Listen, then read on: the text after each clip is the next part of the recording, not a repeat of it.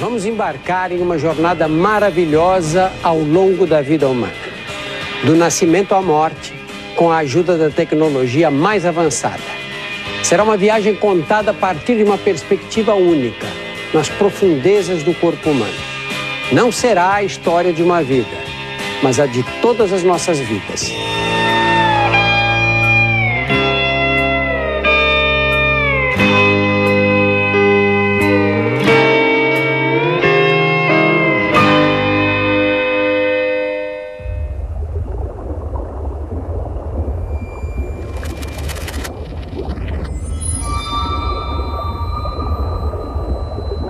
Quarenta semanas depois que o espermatozoide fecundou o óvulo, uma nova vida foi criada.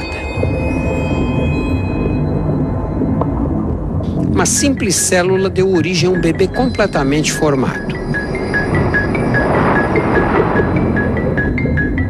Agora, a tranquilidade do útero materno está para ser quebrada. Estamos à beira do parto. Todos nós vivemos essa experiência, mas é impossível lembrar o que sentimos no momento em que nascemos. O que os cientistas sabem é que nosso organismo sofre uma descarga de adrenalina mais intensa do que a de um ataque cardíaco. Essa adrenalina nos ajuda a sobreviver. É ela que força nossos pulmões a respirar pela primeira vez. Pulmões ainda cheios de líquido amniótico. Nesse instante, corremos o risco de morrer afogados. Os músculos que precisamos contrair para respirar, de repente entram em espasmo.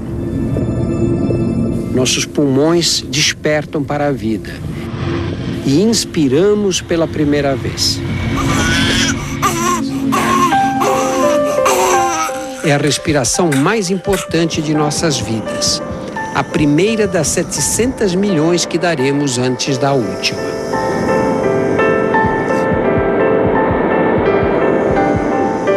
O ar chega à traqueia e percorre os bronquíolos, que se dividem em bronquíolos cada vez mais finos, até desembocar nos alvéolos pulmonares, pequenas formações em forma de saco, onde o oxigênio é absorvido e o gás carbônico eliminado. Nos pulmões existem 30 milhões de alvéolos.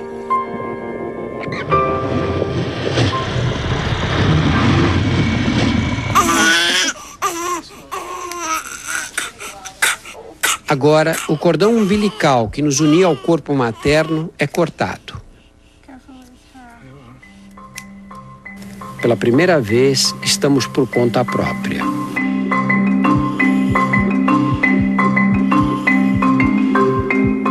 Os órgãos do recém-nascido precisam se adaptar ao mundo externo. É uma tarefa desafiadora e cheia de riscos.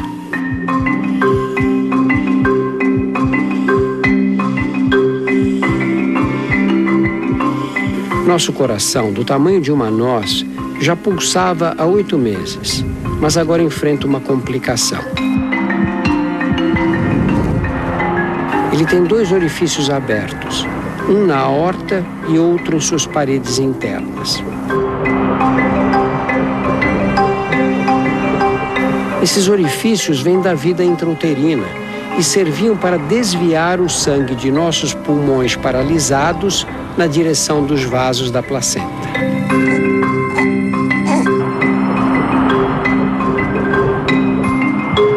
Mas agora que os pulmões funcionam, os 2 orifícios são fechados para sempre.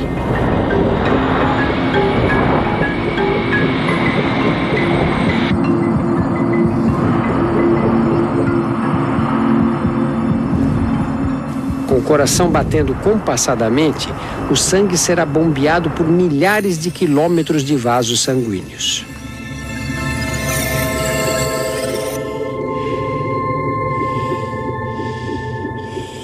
O fígado realiza mais de 500 funções, da eliminação de toxinas à produção de calor.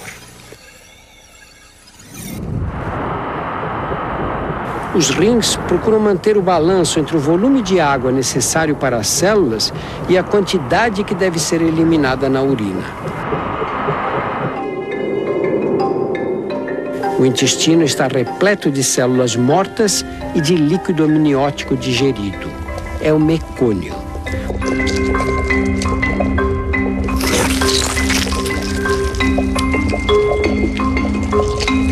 O mecônio é um líquido corrosivo. Se o bebê chegar a aspirá-lo, ele poderá atacar os pulmões.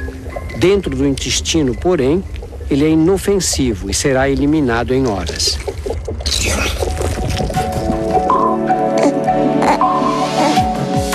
Os primeiros goles de leite aceleram esse processo.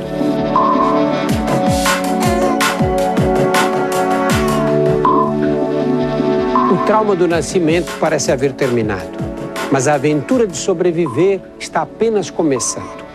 O corpo humano é uma máquina microscopicamente desenhada.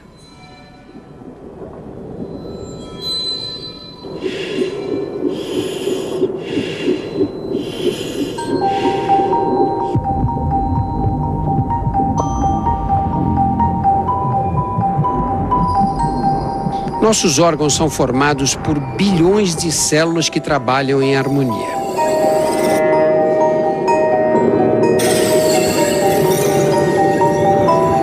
Dentro de cada célula existe uma organização perfeita que diz a cada uma delas o que fazer e de que modo deve comportar-se.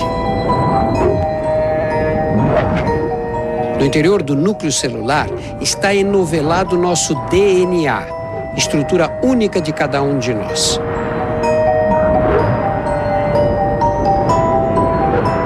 O DNA é a forma que molda o que somos. Nele estão contidas as instruções para criar cada pessoa. O DNA não determina apenas nossa aparência física, mas também estabelece os limites de duração de nossas vidas. Decide quando devemos crescer, desenvolver-nos, envelhecer e até a hora de nossa morte.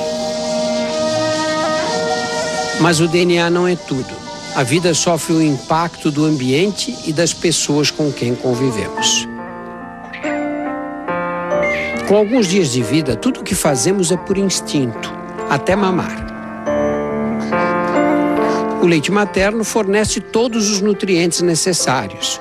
Bebemos meio litro por dia. Mas o leite é muito mais do que um superalimento. Ele nos protege de um perigo invisível. Em toda parte existem bactérias potencialmente mortais. A pele sofre ataque constante. Em nosso corpo existem 10 vezes mais bactérias do que células.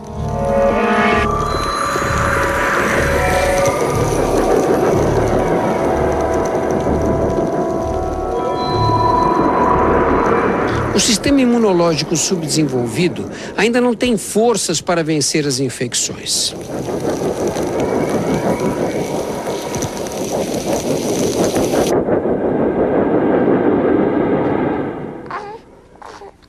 Uma obra-prima de estratégia natural, nossas mães nos passam anticorpos através do leite.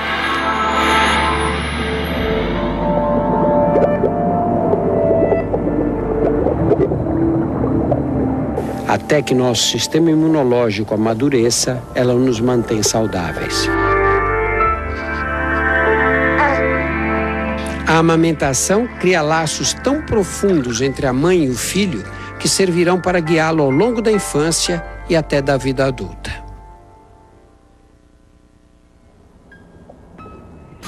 No próximo domingo, vamos sair de casa pela primeira vez. O mundo em nossa volta começa a fazer sentido.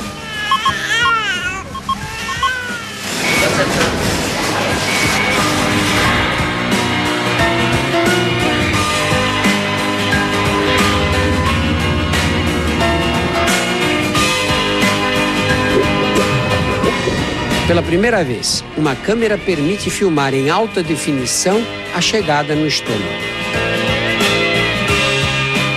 Não perca!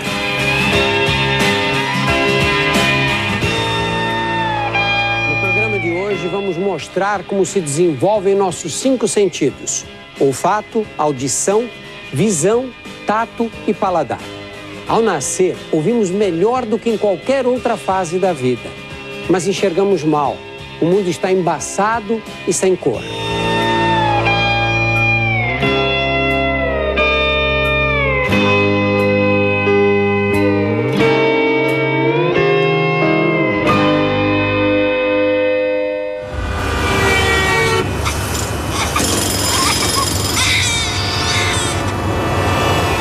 Nessa idade, uma simples ida ao supermercado é uma sobrecarga de estímulos.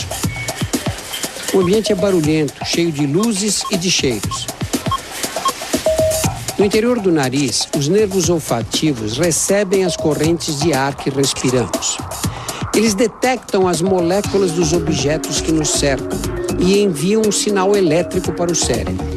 O cérebro interpreta esses sinais como cheiros e nos transmitem a sensação olfativa. O olfato é muito sensível.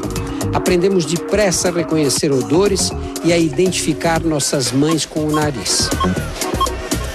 O mundo em nossa volta é cheio de ruídos. Ondas sonoras fazem vibrar essa estrutura que você vê esbranquiçada. É a membrana do tímpano.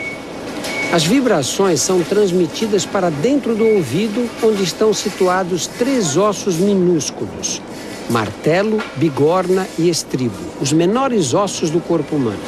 Cabem na ponta de um dedo e ficam do mesmo tamanho pelo resto da vida. Esses ossinhos amplificam as vibrações transmitidas pela membrana do tímpano. Amplificam 22 vezes o volume do som. As vibrações penetram uma estrutura em forma de caracol, situada no ouvido interno, a cóclea. O interior da cóclea é revestido por camadas de cílios muito delicados. Medem 200 vezes menos do que um fio de cabelo. Quando as ondas sonoras passam, eles vibram. Com o passar do tempo, sons mais intensos lesarão progressivamente os cílios. Mas nesta idade, eles funcionam perfeitamente. Nosso ouvido jamais será tão perfeito como agora. Sua visão é diferente. O mundo se apresenta embaçado e sem cores. Os olhos são tão imaturos que não conseguimos direcioná-los para o local desejado e o cristalino não é capaz de encontrar o foco.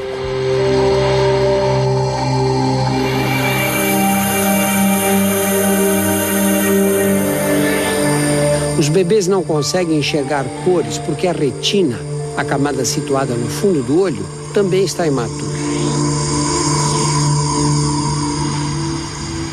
Na retina existem os cones e os bastonetes, células especializadas em transformar luz em sinais elétricos.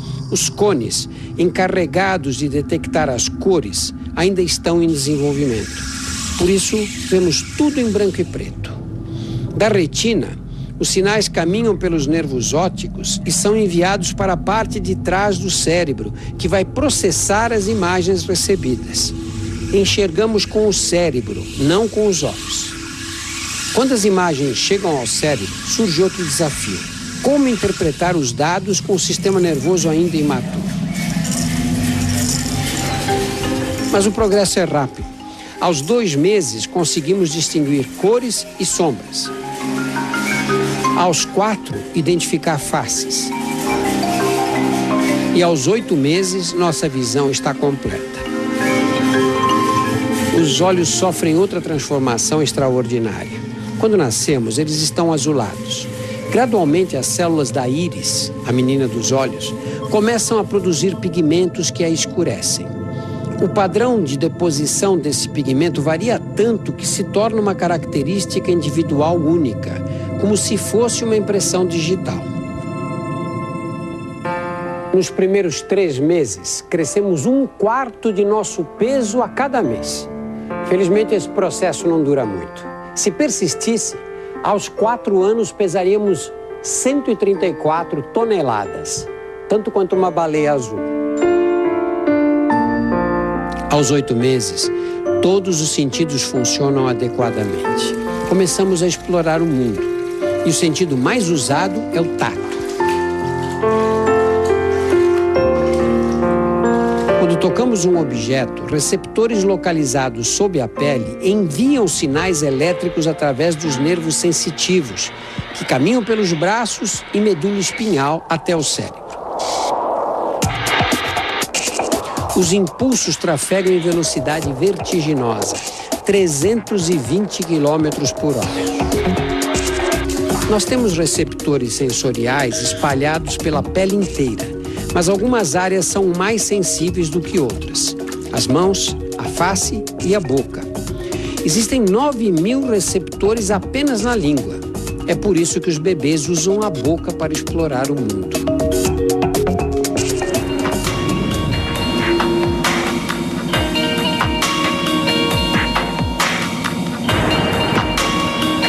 A digestão começa na boca. Os dentes trituram os alimentos. Pequenas glândulas sob a língua produzem saliva para começar a digeri-los. A saliva também lubrifica os alimentos para facilitar o percurso de 12 horas que serão obrigados a fazer pelos 4 metros de intestino. Músculos que se contraem em ondas criam um movimento peristáltico que empurra o bolo alimentar para frente. As contrações são tão poderosas que conseguimos comer até de cabeça para baixo.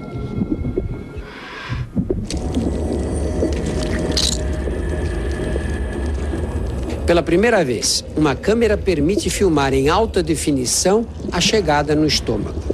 O estômago é um reservatório com paredes musculares que se contraem para transformar os alimentos em líquido, com a ajuda do suco gástrico, muito ácido.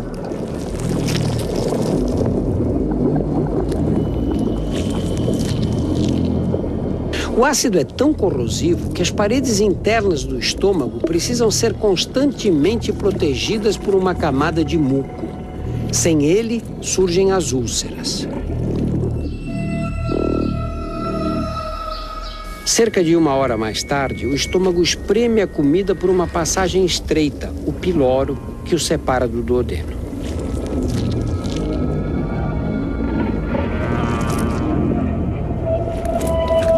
O duodeno é a primeira porção dos 3,5 metros de alças que constituem o intestino fino, onde serão absorvidos os principais nutrientes.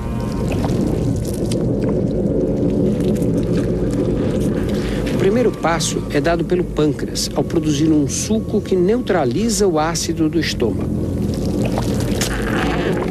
A bile do fígado transforma as gorduras em gotas pequenas. O interior das paredes intestinais possui milhões de projeções microscópicas chamadas vilus, que aumentam a superfície do intestino, facilitando a absorção. Depois de mais 1h30, o intestino já absorveu a maior parte dos nutrientes.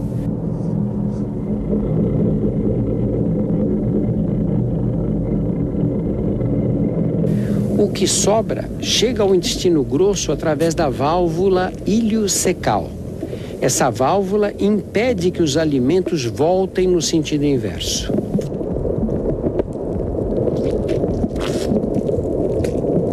A principal função do intestino grosso é absorver água. O que sobra é uma mistura de restos alimentares, células mortas e bilhões de bactérias. As bactérias do intestino grosso não causam infecção. Elas são importantes porque produzem as enzimas que quebram os carboidratos complexos que o intestino não conseguiu digerir. Finalmente, depois de 12 horas, o corpo elimina o que sobrou da refeição.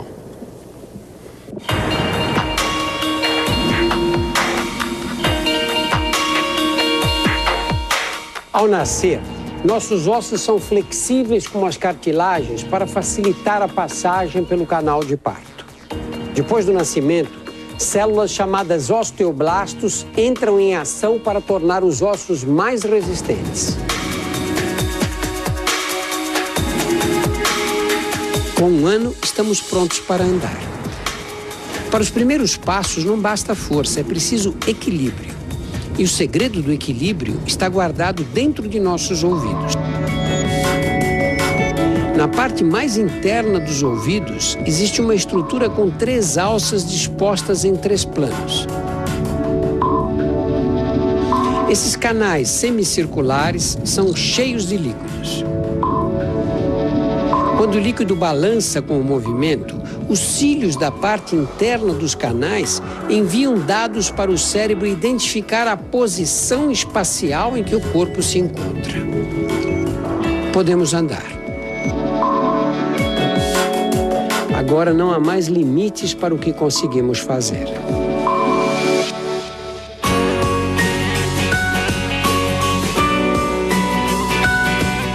Na próxima semana, a infância. Vamos explorar o mundo aqui no Fantástico. Não perca!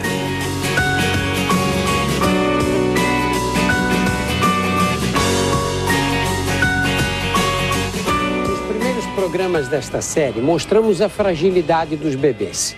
Alguns mamíferos dão os primeiros passos assim que nascem. Nós levamos meses para enxergar direito e 1 ano ou mais para andar. Mas ao redor do primeiro aniversário, desenvolvemos a habilidade que nos distingue dos outros animais. Aprendemos a falar.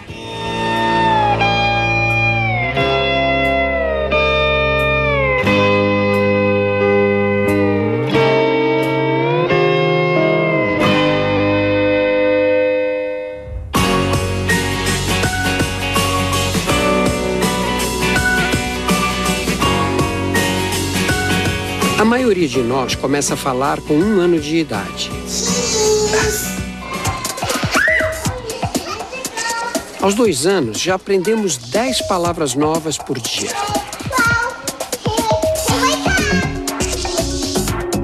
Esta é a área do cérebro envolvida no processamento da linguagem. É chamada área de Broca. Por meio dela, criamos sentenças e expressamos pensamentos complexos.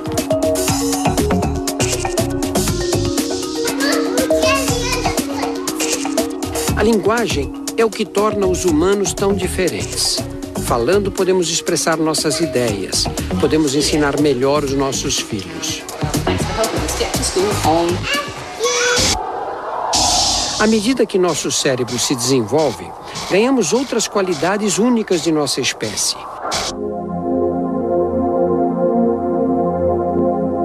Adquirimos consciência de nossa identidade e individualidade. Aprendemos a pensar por nós mesmos.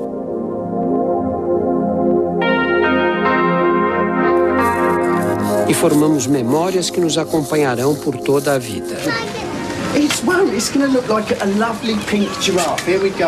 Aos 5 anos de idade, estamos numa fase incomparável.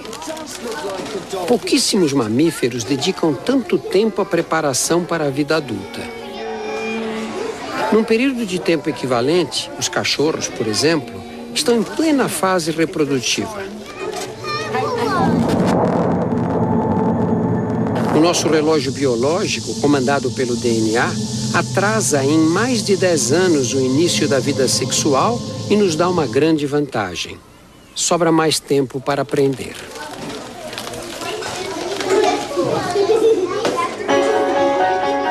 A infância humana é totalmente direcionada para o aprendizado. Nosso cérebro é uma estrutura com mais de 100 bilhões de células nervosas, chamadas neurônios.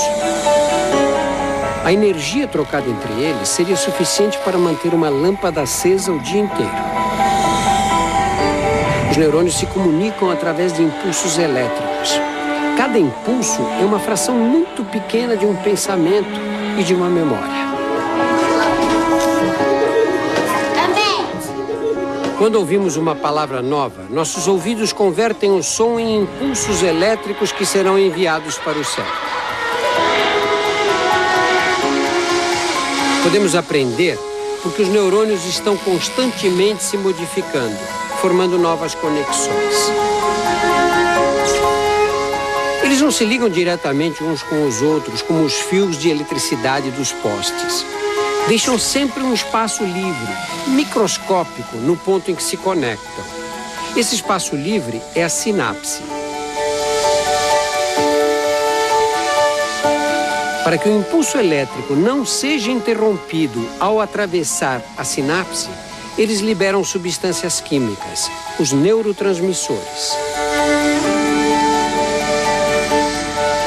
Aprender é criar novas conexões entre neurônios. Memorizar é reforçar essas conexões através da repetição. Quanto mais repetimos, mais inesquecível a memória se torna. Quando queremos lembrar de um acontecimento, somos obrigados a colocar em ação os mesmos neurônios que entraram em atividade quando se formou a memória desse fato.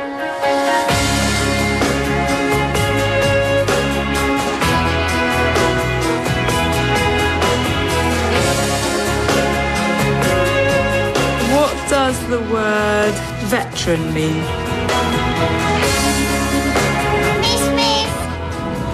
Aos 9 anos de idade, o cérebro cresce muito depressa e milhões de novas conexões são construídas o tempo todo.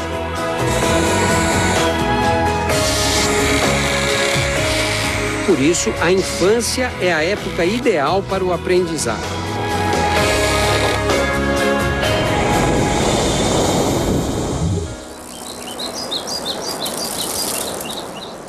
Não é só na sala de aula que as crianças aprendem. Aprender também é experimentar e se arriscar de vez em quando. Por isso as crianças vivem machucadas. Somos programados para viver experiências novas.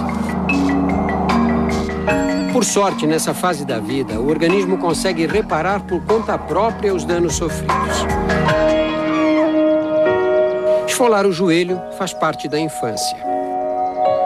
Assim que a pele é cortada, os mecanismos de defesa entram em ação. Os capilares sanguíneos se fecham para estancar o sangramento.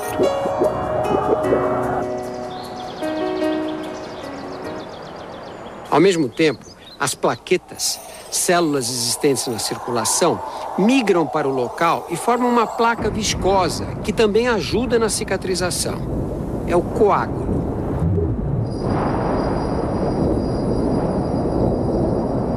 As crianças são especialistas em cicatrizar ferimentos.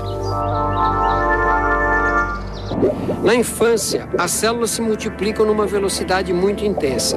Elas trabalham para aumentar o número total de células do corpo e também para manter os tecidos sempre novos, fortes e cada vez maiores.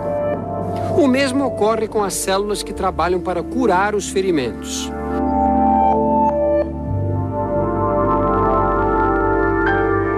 São tão competentes que muitas cicatrizes desaparecem para sempre.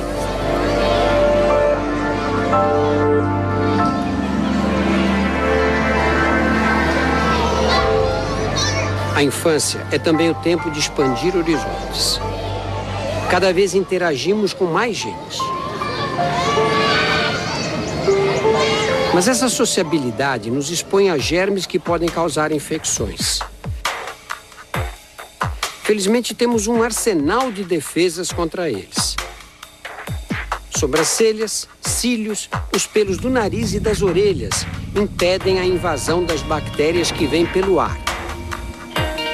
Suor, lágrimas e o muco nasal ajudam a aprisionar os germes. A pele se renova e se protege ao mesmo tempo. Enquanto descama para eliminar as células velhas, elimina também as bactérias que estão na superfície. A boca é mais vulnerável. Descobertas recentes mostram que os germes alojados na boca não são tão inofensivos. Se eles estivessem em outros órgãos, como o coração, poderiam ser fatais. Por sorte, a nossa boca tem uma arma secreta, a saliva. Além de ajudar na digestão dos alimentos, ela possui enzimas capazes de destruir bactérias. Produzimos até 1,5 litro de saliva a cada dia.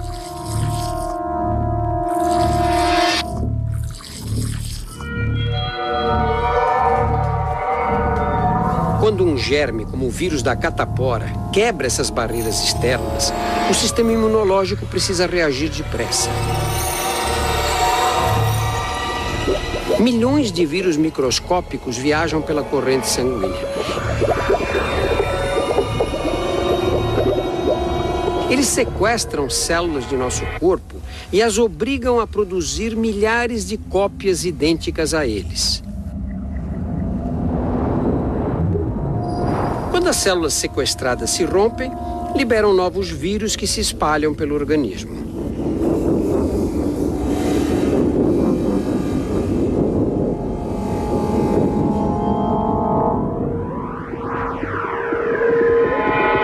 As consequências do ataque são febre e lesões na pele.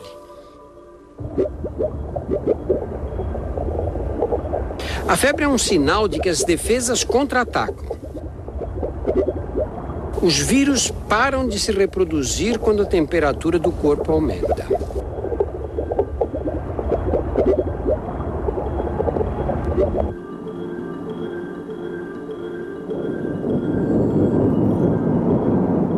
Quando o nosso sistema imunológico entra em ação, glóbulos brancos lançam proteínas tóxicas contra as células sequestradas pelo vírus. As células não resistem, mas os vírus existentes em seu interior também são destruídos.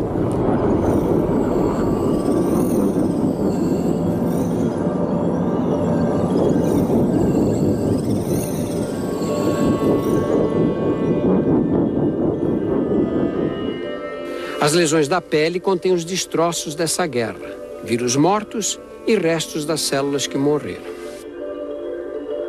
Pode ser desagradável, mas contrair algumas doenças infecciosas nessa fase da vida é vital para o desenvolvimento do sistema imunológico. O organismo cria anticorpos que serão de grande valia no futuro. Antes, sobrevivíamos às custas dos anticorpos que recebíamos passivamente através do leite de nossas mães. Agora somos capazes de fabricá-los por conta própria. Se entrarmos em contato com o mesmo germe pela segunda vez, os anticorpos atacarão imediatamente. Os glóbulos brancos destruirão os inimigos antes que eles proliferem. Por isso, a infância é a época ideal para a vacinação. Nas vacinas, usamos germes atenuados ou fragmentos deles. Os anticorpos criam uma imunidade semelhante àquela que seria adquirida se tivéssemos a doença. Ficamos protegidos.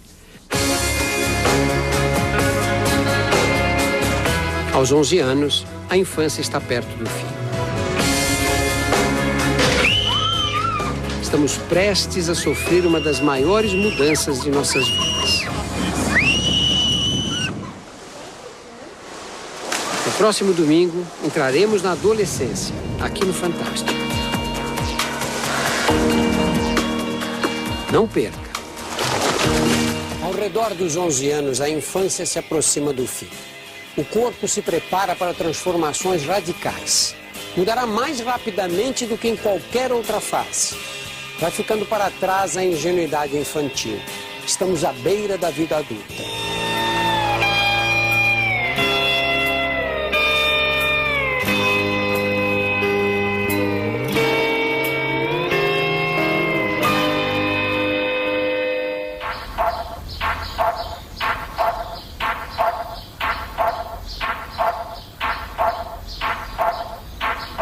Para entrar na puberdade, dependemos de uma explosão de hormônios.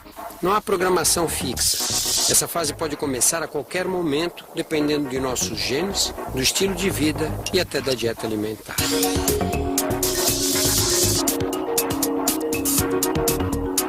Mas uma coisa é certa, para todos nós, meninos e meninas, a puberdade começa no cérebro. A ordem final vem especificamente de uma estrutura situada na base do cérebro, o hipotálamo. O controle da temperatura do nosso corpo também vem dessa região. Tudo começa quando o hipotálamo libera uma proteína, a quispeptina, que inunda o tecido cerebral. A quispeptina dispara a produção de uma cascata de hormônios em outras partes do corpo.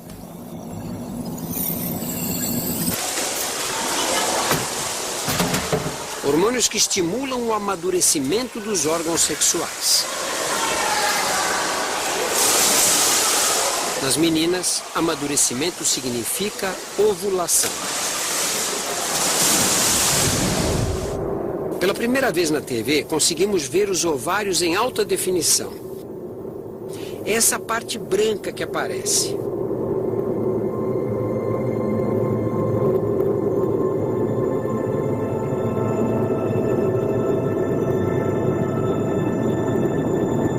Observe que no interior do ovário há uma bolha com um líquido.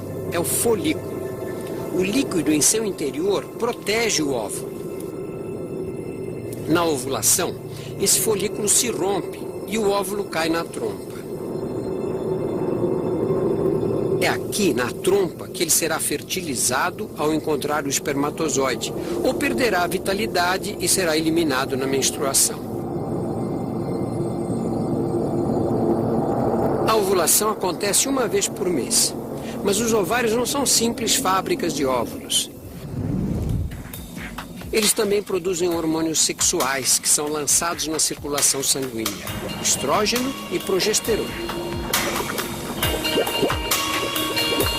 Esses hormônios exercem efeitos dramáticos no desenvolvimento do físico e das emoções.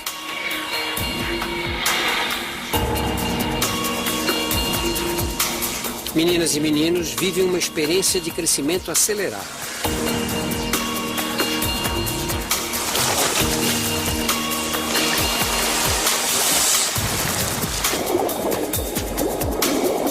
Cada dia o espelho mostra um rosto novo.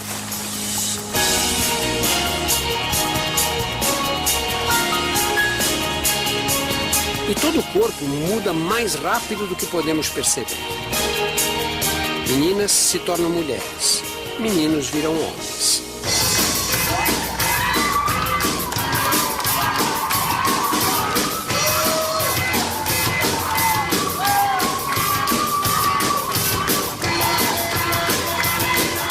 Na puberdade masculina, o cérebro também libera quispeptina.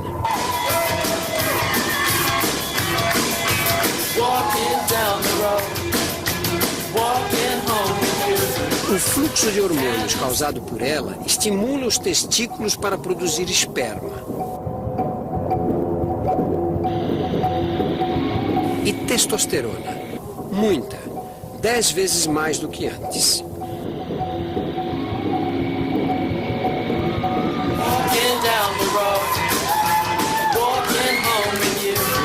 A laringe se abre e fica mais saliente. As cordas vocais se tornam mais amplas. A voz engrossa.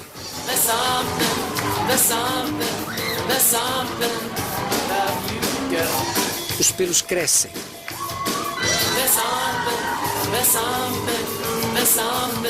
A massa muscular duplica.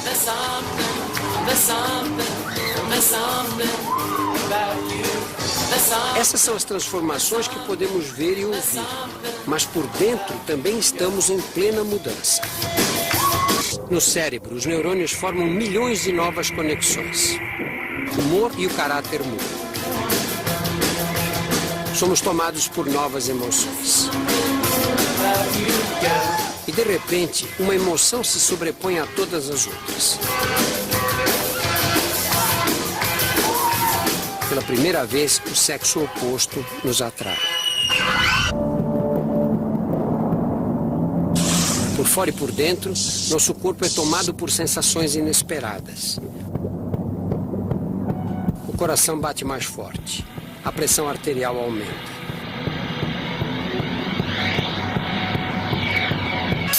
Os lábios se agitam. A face fica ruborizada.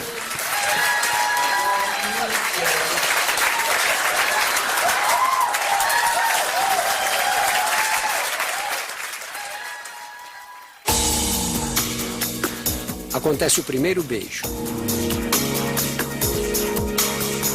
É um marco em nossas vidas.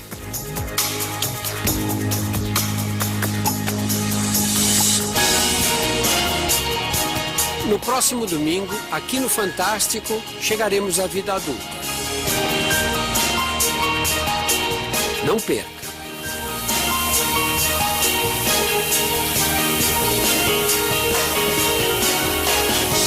Anteriores, mostramos a viagem do corpo humano do nascimento às grandes transformações da puberdade.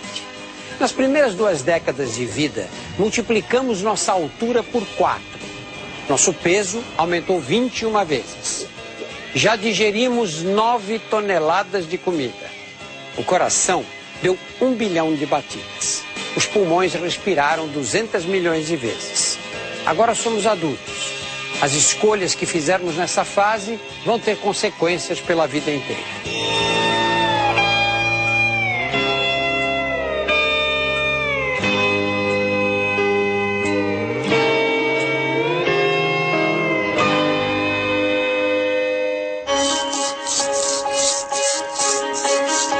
Aos 20 anos já atingimos a estatura máxima, mas jamais deixaremos de nos modificar.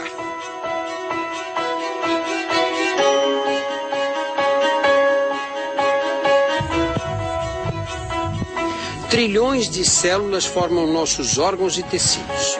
Com o passar do tempo, elas ficam lesadas ou envelhecem. Todos os dias, novas células crescem e se dividem para substituir as antigas. Órgãos inteiros são renovados. Praticamente a cada 2 anos, renovamos o corpo inteiro. Alguns tecidos são renovados ainda mais depressa. É por isso que precisamos vir aqui.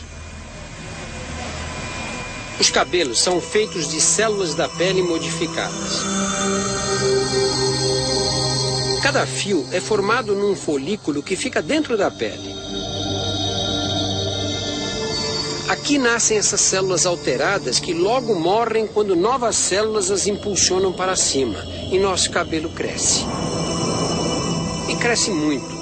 A cada ano fabricamos incríveis 11 quilômetros de pelos e cabelos por todo o corpo. Não depende da nossa vontade.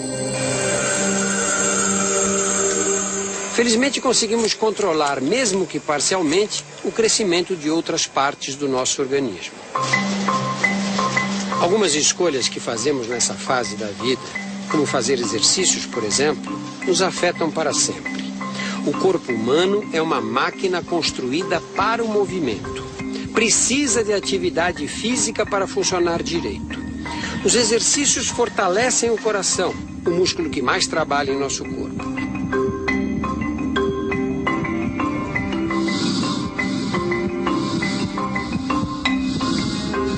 As contrações bombeiam mais sangue. O coração pode bater mais devagar.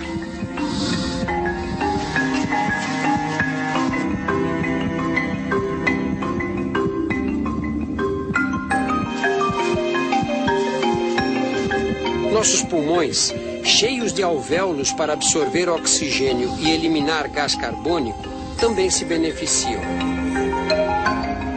O exercício estimula os capilares sanguíneos dos alvéolos a crescer e a absorver mais oxigênio. O fôlego melhora. Podemos inspirar mais ar. Os pulmões se expandem. A superfície pulmonar é enorme. Se pudéssemos esticar completamente os 2 pulmões, eles cobririam uma quadra de tênis. O esqueleto também ganha com atividade física. Os exercícios exercem pressão sobre os ossos. Esse esforço estimula a renovação. Células chamadas osteoclastos eliminam o tecido ósseo que ficou velho.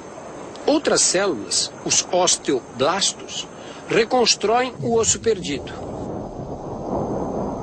Desse processo resulta um esqueleto mais forte. Ao mesmo tempo, as fibras musculares se hipertrofiam.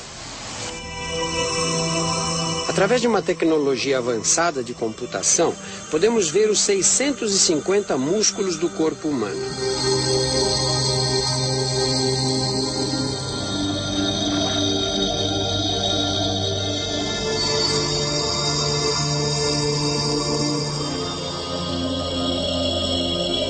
Eles representam 1/3 do peso total de um adulto.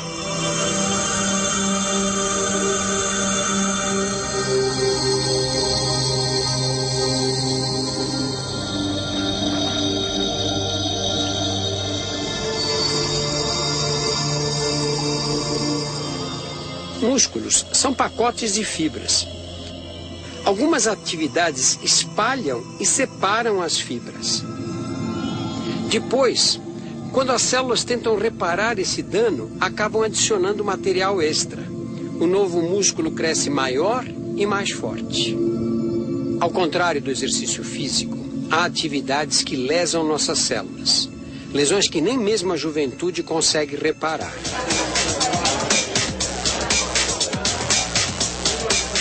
Festas fazem parte da vida aos 20 anos.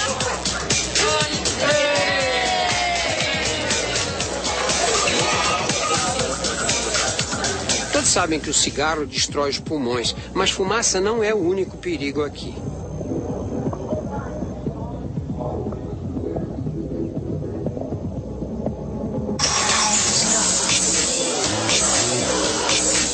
Desde que nascemos, a audição é prejudicada pelos ruídos mais intensos.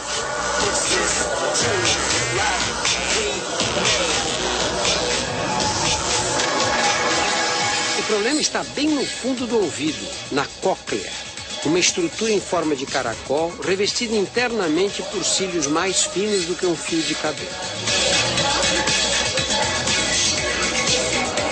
Eles transformam o som em impulsos elétricos, mas são muito frágeis. Sons mais intensos destroem os cílios. E eles nunca mais serão substituídos. Os cílios que vibram com os sons de alta frequência são os mais afetados. Sem perceber, vamos perdendo a audição lentamente. Bebida alcoólica em excesso é um problema para a nossa saúde. Bastam alguns drinks para o coração bater mais rápido e a pressão arterial subir. Ficamos mais relaxados e faladores. Perdemos a inibição e a coordenação motora mais delicada.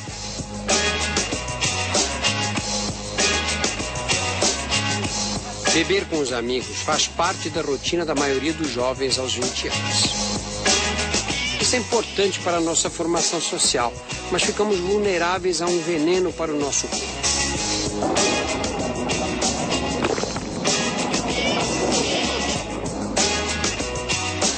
O álcool entra na corrente sanguínea e muda nosso estado físico e mental. Quanto mais bebemos, mais neurônios são afetados. Algumas sinapses são ativadas, ou seja, a conexão entre alguns neurônios fica mais rápida. Enquanto outras sinapses ficam completamente bloqueadas.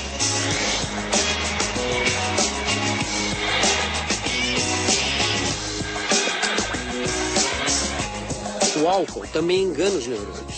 Faz o cérebro pensar que estamos inundados de água.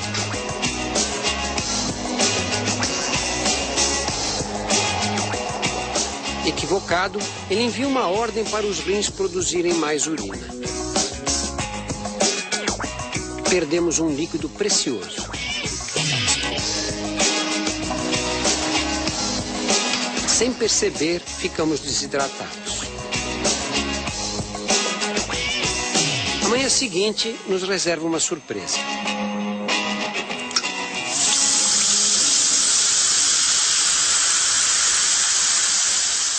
Acabada a festa, é o fígado que precisa pôr ordem na casa.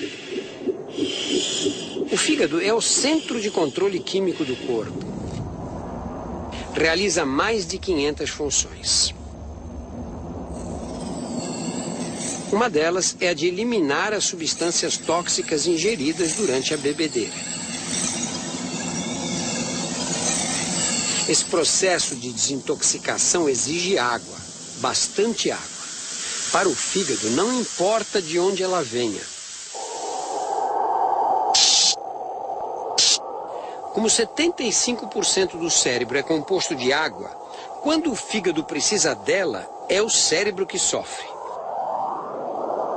Surge a dor de cabeça característica da ressaca. O melhor remédio para curá-la? Beber água. Muita água.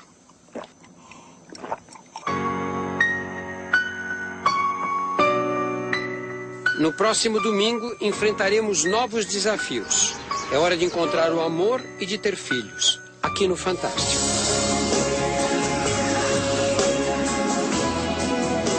Não perca.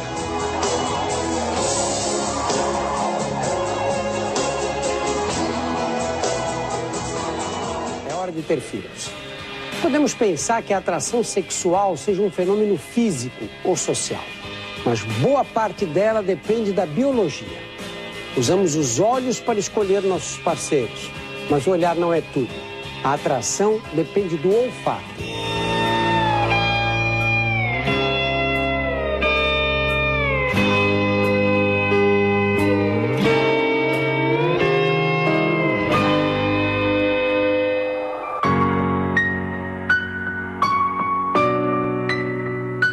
Podemos encontrar o amor em qualquer lugar, até no trabalho.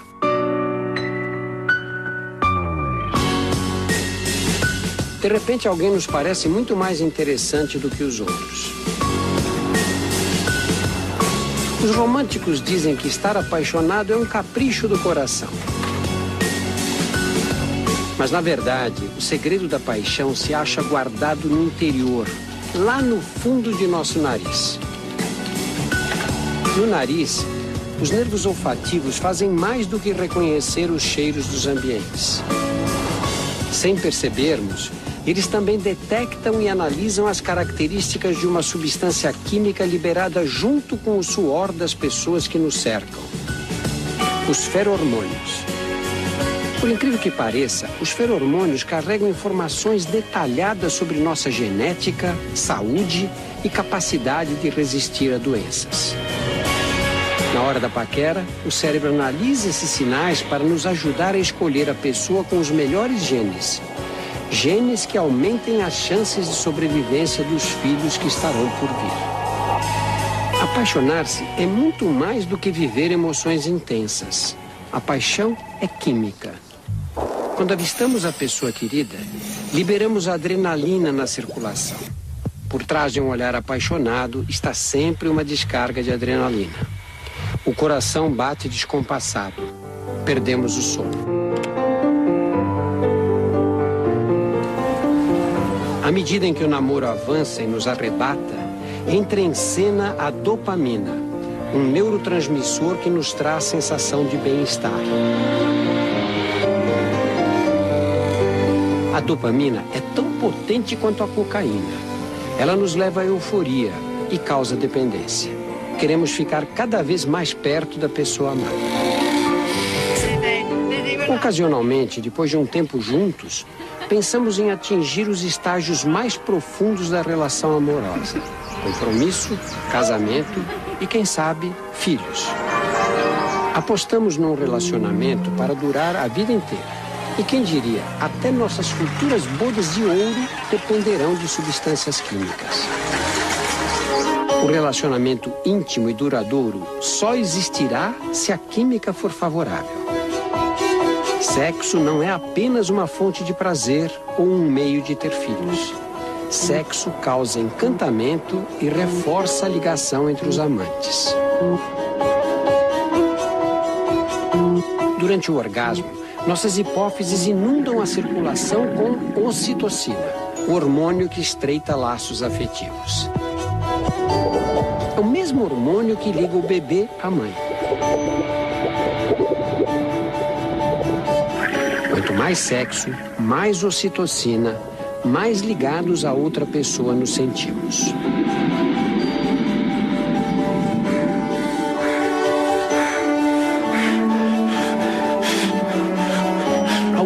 antropólogos acreditam que a ocitocina é a grande responsável por manter pais e mães unidos enquanto criam os filhos. União importante para garantir a sobrevivência das crianças. Sem ela, talvez a espécie humana não teria chegado aos dias atuais. Em nossa viagem fantástica chega um dos momentos mais incríveis em nossas vidas. A hora de ter filhos.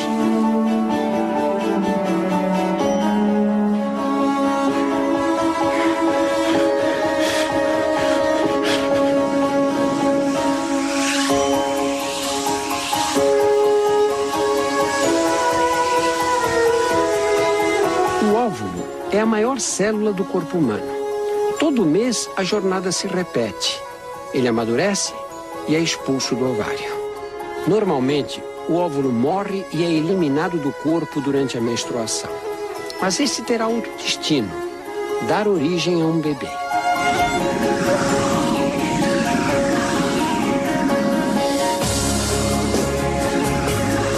O espermatozoide é a menor célula do corpo.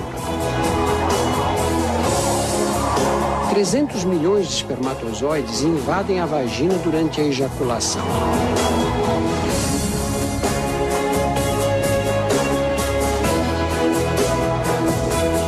Fácil a tarefa dos invasores. Eles precisam sobreviver às condições hostis da vagina, porque as secreções vaginais são ácidas para prevenir infecções por bactérias.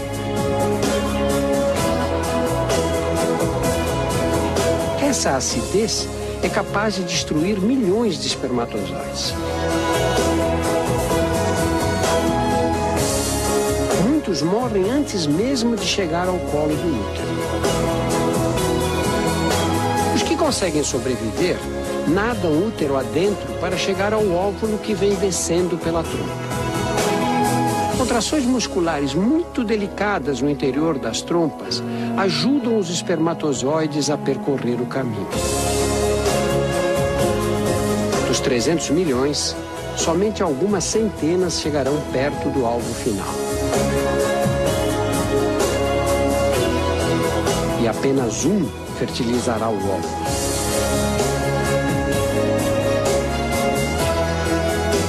É a seleção natural em sua essência, a sobrevivência do espermatozoide mais forte, mais apto, do que carrega o melhor DNA para transmiti-lo aos descendentes.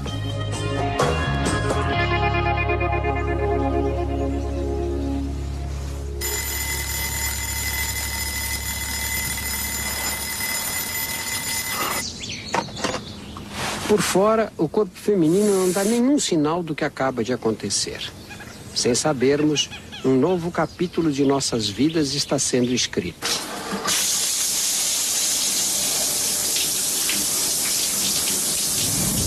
Nas próximas 40 semanas, uma única célula vai se transformar num bebê.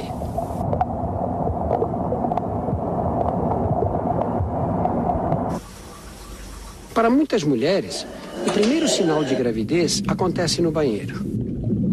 Ninguém sabe por que surgem as náuseas.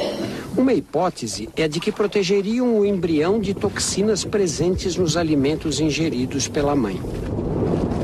Essas toxinas podem ser inimigas numa fase crítica do desenvolvimento embrionário. Outros dizem que o enjoo seria um efeito colateral do sistema imunológico da mãe, que tenta combater o corpo estranho que cresce em seu útero.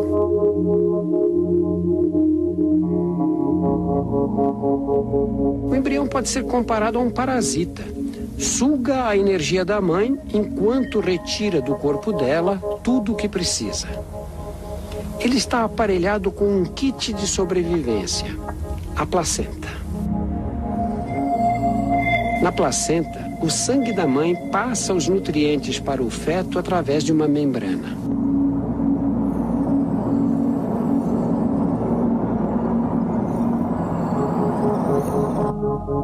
Graças a essa nutrição constante, o bebê cresce mais de 850 gramas em 10 semanas. E o útero aumenta mais de 1000 vezes o tamanho original para dar conta do desafio de abrigar o feto.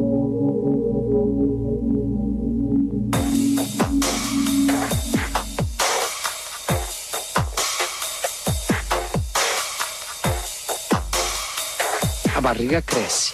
O corpo materno precisa se reorganizar internamente para acomodar o bebê, que cada vez ocupa mais espaço.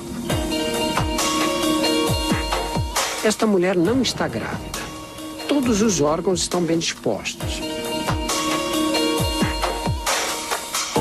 Agora, olha a diferença de uma que está grávida.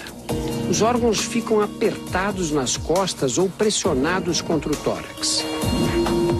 E não é simples questão de espaço. Além de estar comprimidos, eles precisam trabalhar em dobro. Os pulmões e o coração são exigidos como nunca. Para abrir mais espaço, os músculos e os ligamentos da coluna ficam relaxados e se curvam.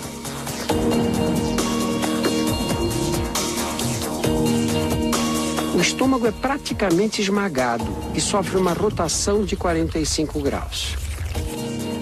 Por isso, a mãe só consegue ingerir pequenas quantidades de alimentos sólidos e de líquidos, embora o bebê exija cada vez mais nutrientes.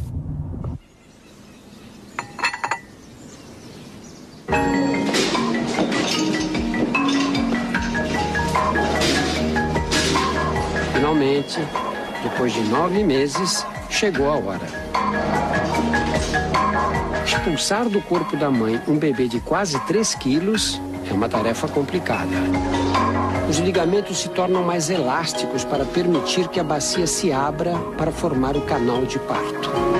Mesmo assim, a passagem fica bem apertada. Vamos acompanhar o caminho estreito que o bebê deve percorrer na hora do nascimento. Ele ainda tem que girar o corpo para conseguir passar pelos ossos da bacia da mãe.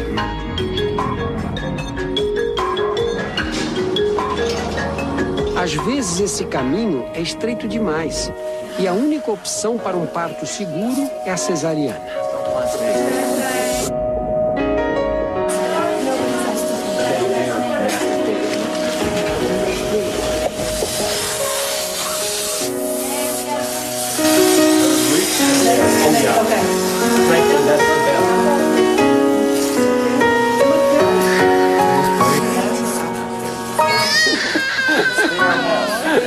Há 30 anos éramos bebês. Hoje somos pais e mães. Criar filhos exige grande esforço físico e emocional.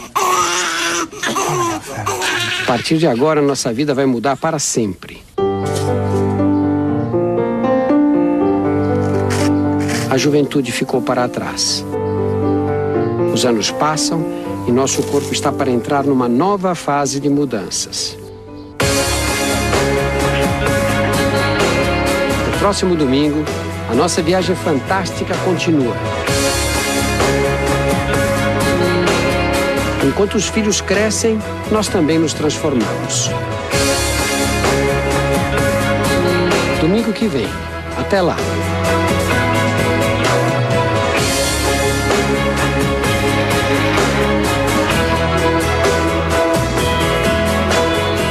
Nossas vidas jamais serão como antes.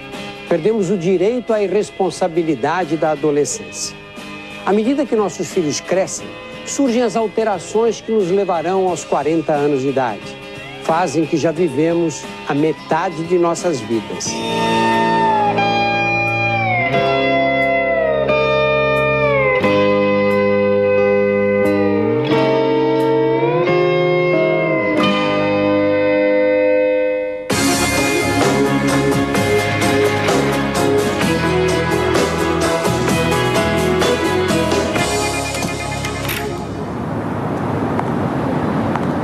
Nessa idade, o corpo humano atingiu a maturidade.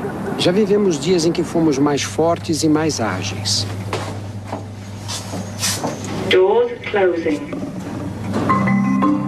Anos atrás, começamos a envelhecer. Mas só agora, aos 40, percebemos as marcas do tempo. Nossa aparência mudou.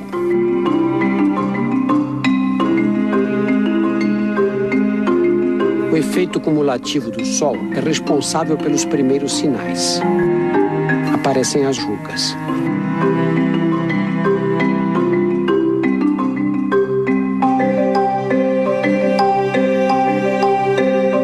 Desde Desde o nascimento, nossa pele é renovada num ritmo alucinante.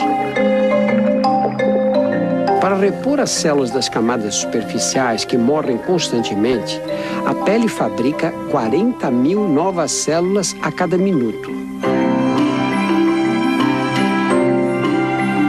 Aos 45 anos, já foram eliminados 180 quilos de células mortas.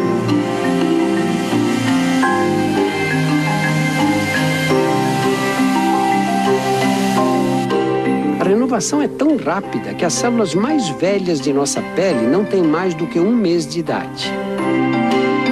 Mas a causa das rugas não são as células danificadas. As rugas se tornam mais nítidas por causa das fibras do tecido que dá suporte à pele, o colágeno. A radiação ultravioleta do sol dispara uma reação em cadeia que degrada o colágeno. As fibras se tornam mais finas e quebradiças.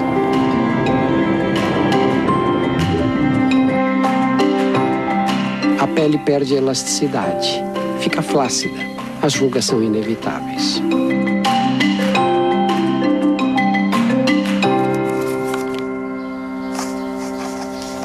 A visão também se modifica. Podíamos ler sem óculos. O cristalino, a lente de nossos olhos, é formado por células que não se renovam, assim como as células do coração e algumas do cérebro.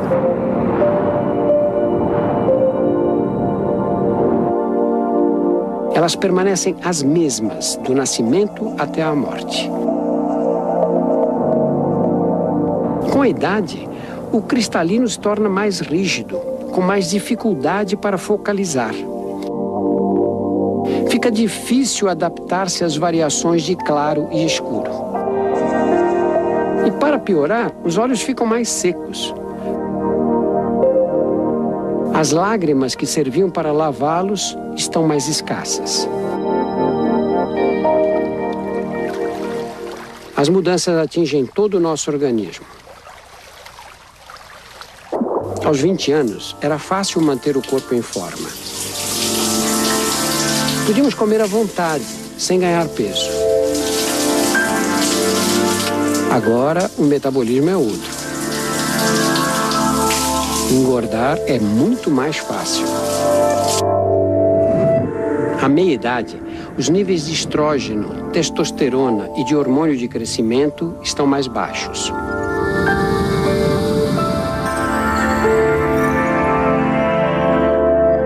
Como consequência, perdemos massa muscular. Perdemos cerca de 3 quilos de músculo por década. Com menos músculos, queimamos menos calorias. O organismo fica mais econômico. Precisa de menos combustível para funcionar. Se continuarmos a comer como antes, o excedente é armazenado sob a forma de gordura. As mulheres acumulam gordura nas cadeiras. Isso tem uma explicação. Durante a gravidez, a gordura acumulada nessa região funciona como uma reserva de energia. Nos homens, a barriga é que aumenta.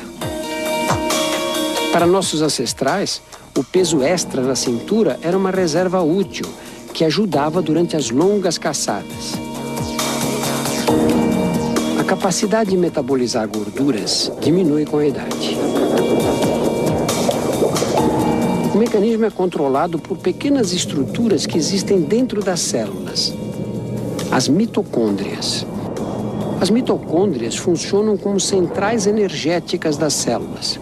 Elas produzem energia, fazendo o oxigênio que respiramos reagir com os nutrientes ingeridos na alimentação.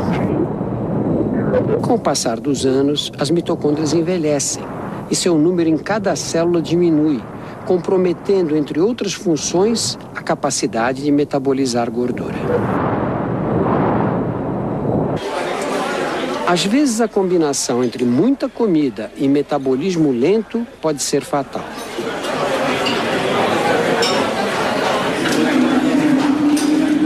O abdômen avantajado é mais do que um problema estético. A gordura que se vê por fora reflete o acúmulo nos espaços entre os órgãos internos. E a gordura pode invadir cada espaço livre dentro do corpo. Pela primeira vez, uma câmera consegue mostrar em alta definição a extensão dos depósitos de gordura no interior da cavidade abdominal. Tudo que você vê em amarelo é gordura. Aqui o intestino está quase todo encoberto. A gordura não se deposita apenas nas cavidades internas. Ela o faz também e mais perigosamente no interior das artérias. Esses depósitos diminuem o diâmetro dos vasos sanguíneos e dificultam a passagem do sangue. O coração precisa bombear com mais pressão para vencer a resistência.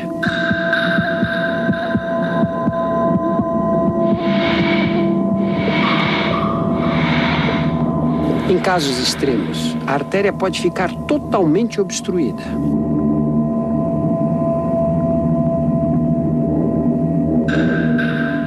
Quando isso acontece com as coronárias que irrigam o coração, o músculo cardíaco privado de oxigênio entra em espasmo. É o ataque cardíaco, principal causa de morte no Brasil.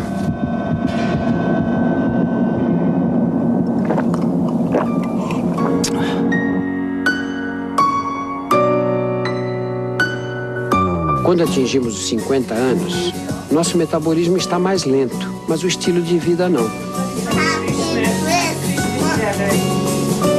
Vivemos atolados de obrigações familiares, compromissos sociais e trabalho. Essa pressão cria condições para a instalação do estresse.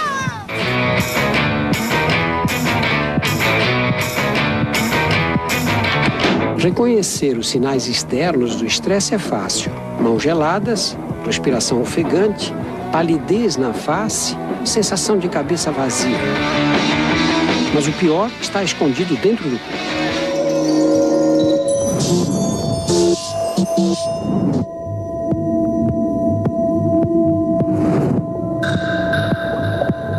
As glândulas suprarrenais jogam adrenalina e cortisol na corrente sanguínea. Esses hormônios fazem os músculos contrair, as artérias fecharem e o coração bater mais rápido. A pressão arterial sobe.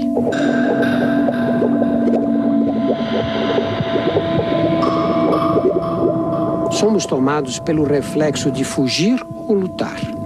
O mesmo que nossos antepassados desenvolveram para enfrentar as feras. Mas a diferença deles, nossos predadores estão sempre por perto. A conta a pagar. O trânsito parado, o filho que anda em más companhias. Não há escapatória. O corpo tem que aguentar as consequências.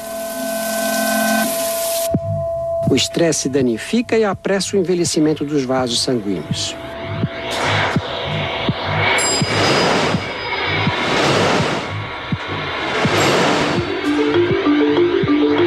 A pressão alta agride as células do revestimento interno das artérias. Elas se tornam menos elásticas, endurecidas.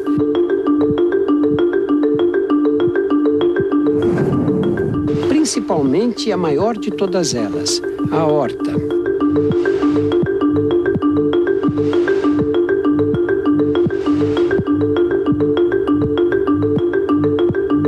É um ciclo vicioso.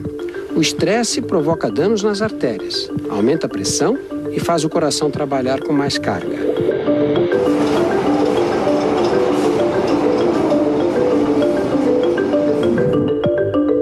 Quanto mais endurecidas ficam as artérias, mais difícil lidar com os efeitos do estresse.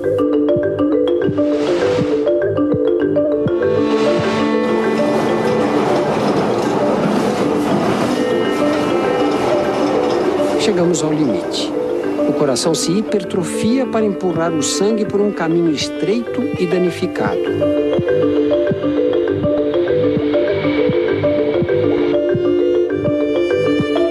A pressão alta pode romper artérias mais frágeis.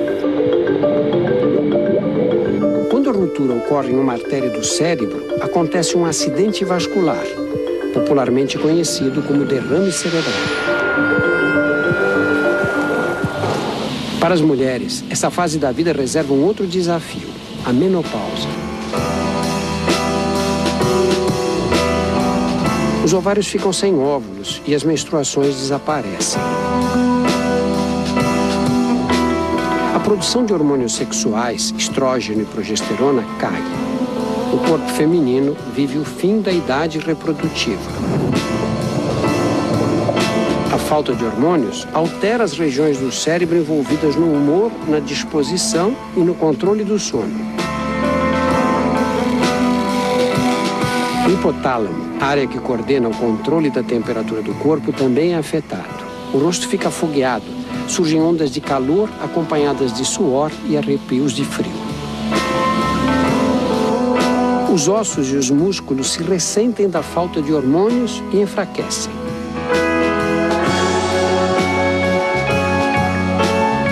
O corpo da mulher passou a vida acostumado com os hormônios sexuais. Agora eles não existem mais.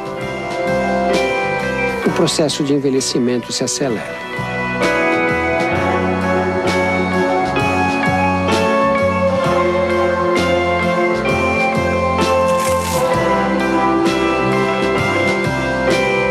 Enquanto os filhos saem de casa e nós nos aposentamos, nosso corpo entra em mais uma fase de mudanças.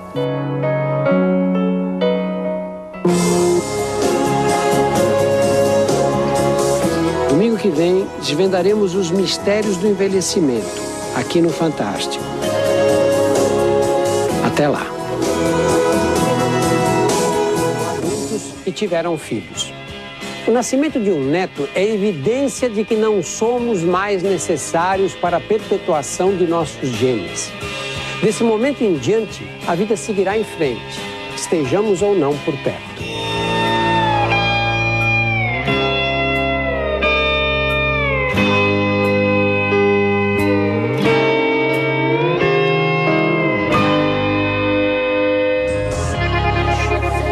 Em 70 anos, uma recém-nascida se tornou avó ou bisavó.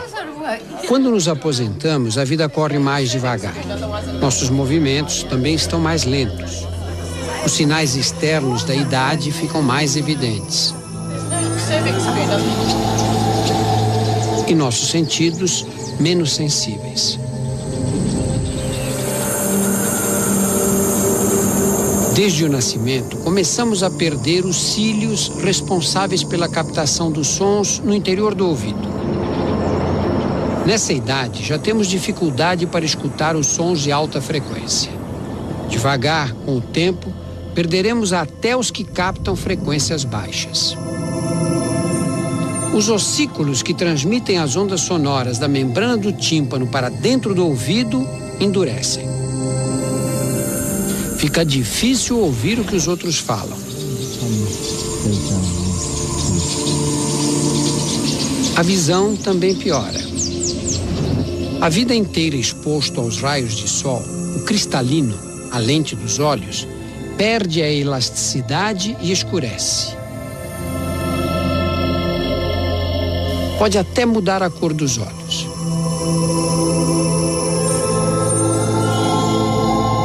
O cérebro precisa fazer acrobacias para compensar essas alterações.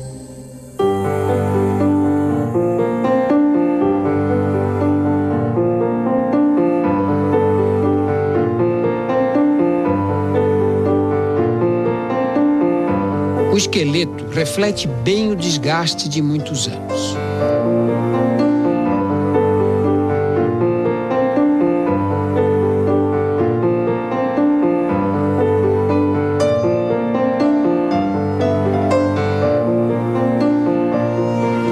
Os ossos continuam fabricando células novas para substituir as velhas, mas os osteoblastos já não dão conta de repor as células perdidas.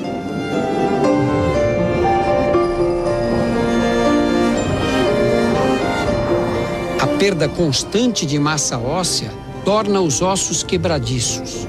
É a osteoporose, um perigo permanente.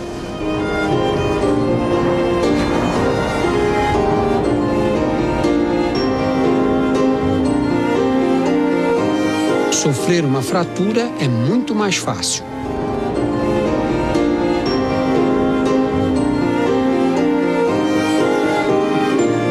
Isso acontece com ambos os sexos, Mas as alterações hormonais da menopausa aceleram o processo nas mulheres.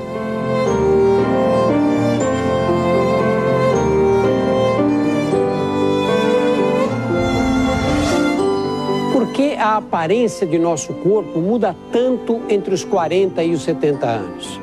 É bem mais do que uma questão de uso e desgaste. O envelhecimento é um processo que afeta uma por uma de nossas células.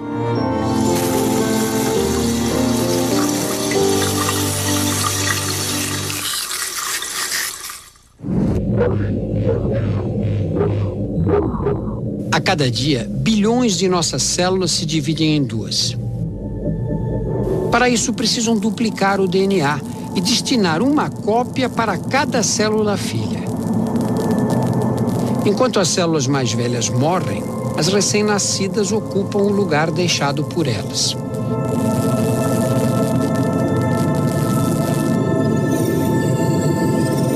O problema é que o mecanismo de divisão celular é sujeito a pequenos erros. Quando o DNA é copiado, as imperfeições contidas nele também são duplicadas. Cada um desses erros é transmitido às células filhas, às células netas e assim sucessivamente para todas as descendentes. É como nas fotografias: cópias de cópias perdem a nitidez.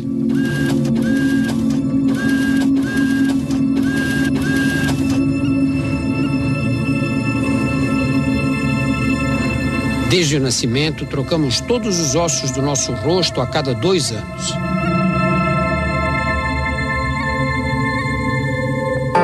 Aos 70 anos, nossa face é a 35ª cópia da que tínhamos ao nascer. A cada cópia, as imperfeições se tornam mais aparentes. É por isso que parecemos tão diferentes quando estamos mais velhos.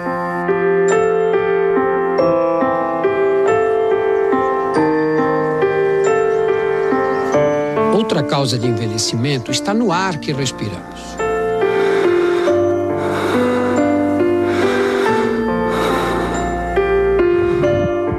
Sem oxigênio não podemos sobreviver, mas ele nos corrói lentamente.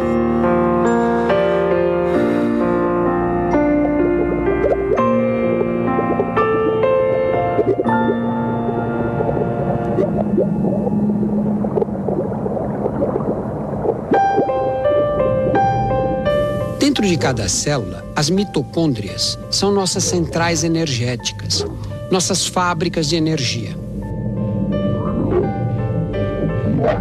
Elas combinam o oxigênio com os nutrientes para produzir a energia necessária ao funcionamento do organismo.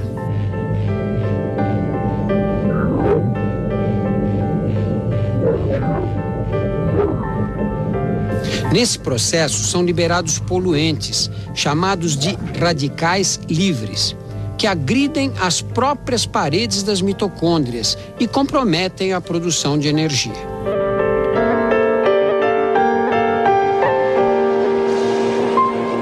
Como consequência, não conseguimos mais repor as células necessárias, nem corrigir os defeitos ocorridos em seu DNA.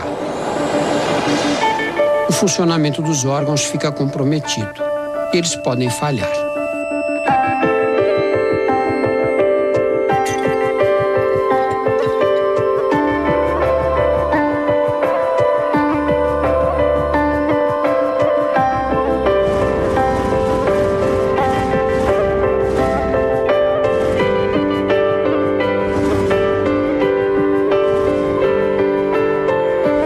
A morte, como a vida, é um processo construído no interior de nossas células.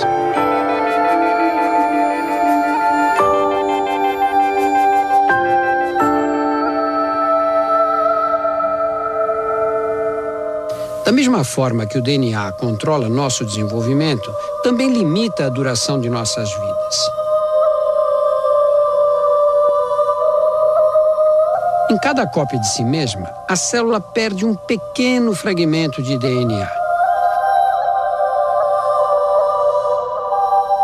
Depois de bilhões de divisões, Foi perdido tanto DNA que a capacidade de formar novas células fica comprometida.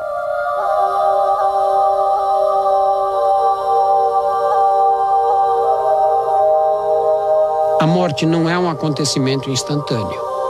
É um processo através do qual os órgãos, pouco a pouco, entram em falência.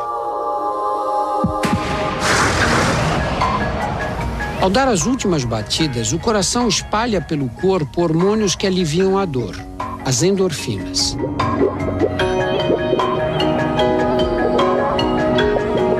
Sem oxigênio, os órgãos param de funcionar. Em 10 segundos, a atividade cerebral cai. Em 4 minutos, o cérebro será lesado irreversivelmente. Perderemos a condição humana. A audição é o último sentido a nos abandonar.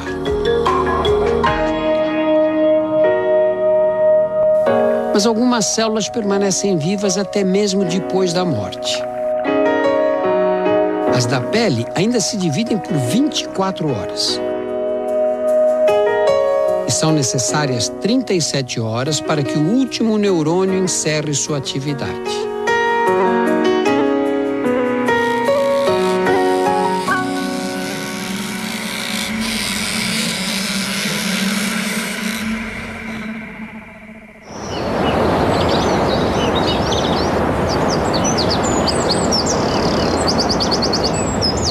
Para alguns de nós, a vida pode durar muito tempo.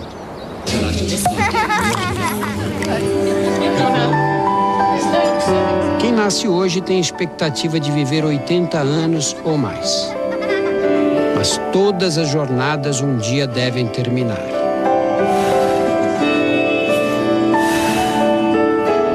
Depois de nossa morte, nossos filhos e netos carregarão nossos genes no interior de suas células e vão transmiti-los para seus descendentes.